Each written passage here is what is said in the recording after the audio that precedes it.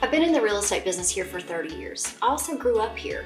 So I feel like I have a pretty good handle on what the values are, what's what, and who's who around the area. A lot of times I won't know a home by an address, but I'll know, oh, well, that's the Bull house, or that's the Pipkin house, or that's where I went for after prom parties or whatever.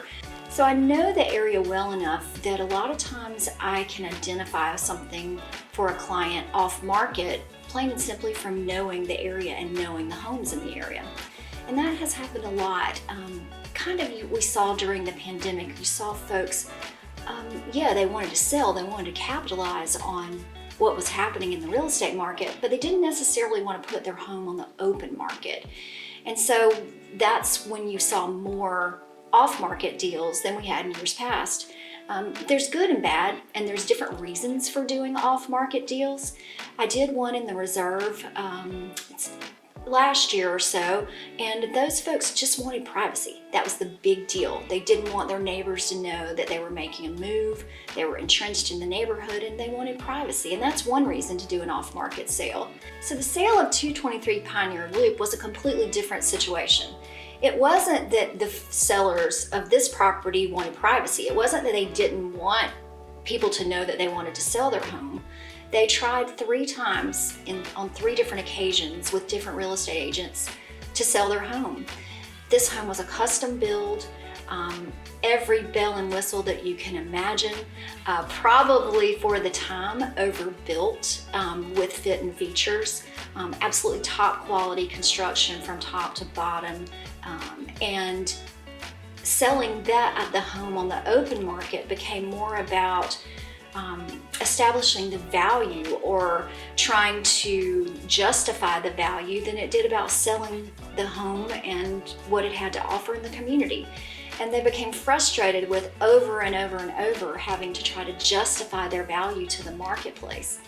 And so that off-market sale was a completely different situation.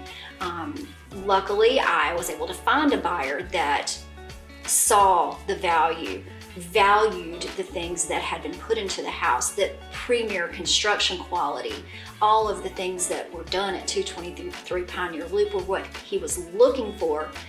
And so therefore there was he didn't have to have justification for what the asking price was. So the sale of 223 Pioneer Loop worked exactly the way the seller and I had hoped it would.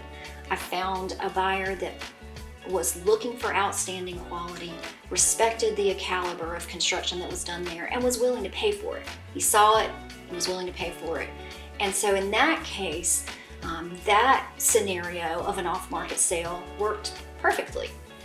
It doesn't always work perfectly. It's not always a perfect match. And I will say that the sale that I spoke about earlier in the Reserve, those folks probably traded privacy for a good many dollars that they could have put in their pocket without the proper launch of the listing, without actually being able to leverage a marketing plan. Yes, they got privacy, but they more than likely didn't get absolute top dollar because it wasn't exposed to the marketplace. So there's a trade-off.